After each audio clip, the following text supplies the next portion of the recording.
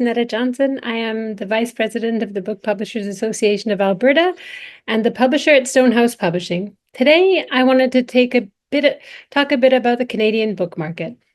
In our local context here in Alberta and in Canada, most publishers publish three or four times a year. We call these seasons. Each new published title has limited time to get attention and make headway in the local media before it is replaced by the new crop of books published in the next season.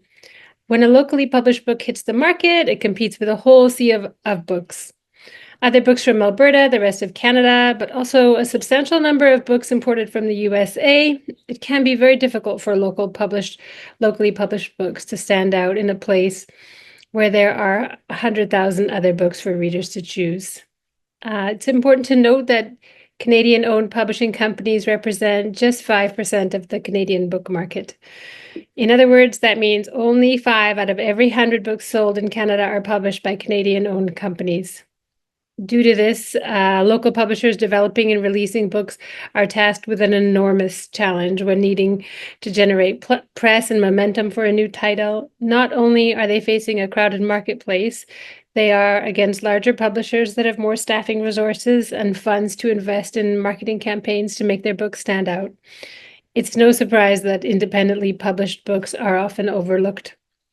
This raises even greater concerns when you consider that over 80% of the books published by Canadian-owned companies are also Canadian authored. That means that Canadian published and authored books make up only 5% of our marketplace.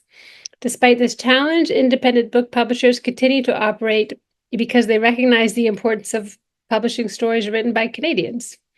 The stories that Albertans and Canadian publishers are telling are often not the ones pitched by the larger multinational publishers because they're just less familiar with our local context. Without Canadian independent book publishers, stories about our unique perspectives and experiences would be missing from our own marketplace.